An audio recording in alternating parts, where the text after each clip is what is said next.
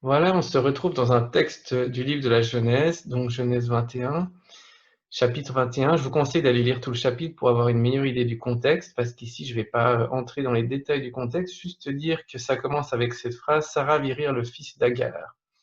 Alors, le contexte globalement, c'est Abraham, le patriarche Abraham, marié à Sarah, qui n'avait pas d'enfant, qui était stérile et qui finalement, dans un âge très avancé, Dieu lui a donné un fils.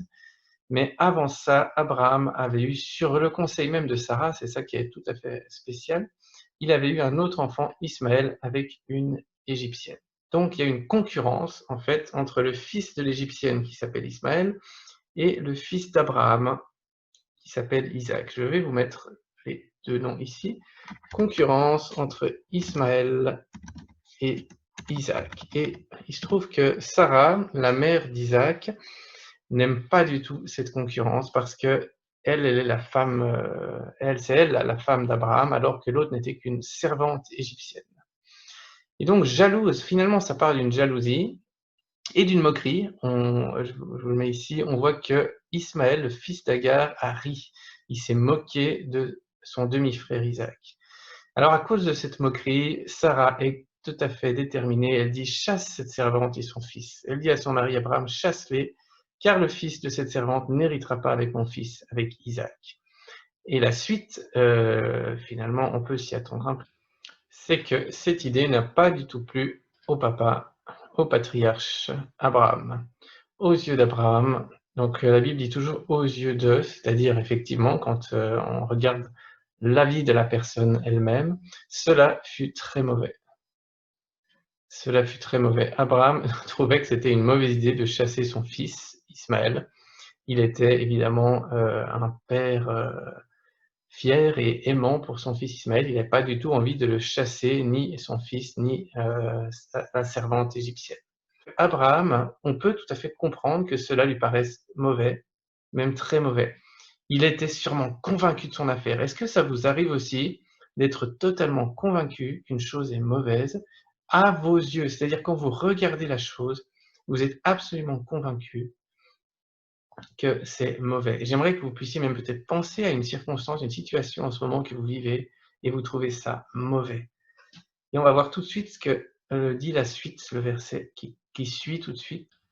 Voilà la suite qu'on trouve aussi, qu'on trouve ici au verset 21, au chapitre 21, verset 12, dit: Dieu dit à Abraham que cela ne soit pas mauvais à tes yeux. Que cela ne soit pas mauvais à tes yeux. Je crois que c'est quelque chose qui, étonnamment, nous arrive souvent aussi. Je pense que ça arrivera à chacun de nous assez souvent que Dieu nous dise que cela ne soit pas mauvais à tes yeux. Nous, on est complètement, parfois on est pris dans notre regard, dans notre point de vue. On dit: «Cette chose, c'est vraiment mauvais, il faut absolument combattre ça».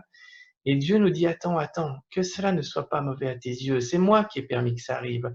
Et là, il va même aller jusqu'à lui dire: «Dans tout ce que Sarah t'a dit». Sarah, on rappelle, c'est sa femme. Alors là, je profite, hein, pour faire une petite parenthèse sur ce que j'ai constaté moi-même dans ma vie. C'est assez étonnant comme Dieu aime très souvent, je dis pas tout le temps, mais aime très souvent utiliser, ce que dans les couples, utiliser ce que votre conjoint dit. Et ça, c'est un principe que j'ai découvert en partageant avec d'autres, couples qui vivent la même chose. Dieu aime utiliser ce que votre conjoint dit pour vous faire réfléchir, pour vous remettre en question et remettre en question justement souvent ce qui est mauvais à vos yeux, quelque chose que vous trouvez particulièrement mauvais. Et tout d'un coup, Dieu va utiliser votre conjoint ou conjointe et vous allez vous dire que vraiment elle est à côté de la plaque, mais non, Dieu dit: «Écoute sa voix, car en Isaac te sera appelée une semence». Alors, dans un autre, là on peut juste faire une toute petite parenthèse, dans un tout autre contexte dans le Nouveau Testament, on apprend que cette semence, il s'agit de Jésus. Donc en fait, on est en train de préparer ici le chemin pour Jésus, qui sera un descendant d'Abraham au travers de son fils Isaac. Donc, autrement dit, c'est assez important ce qui est en train de se passer là.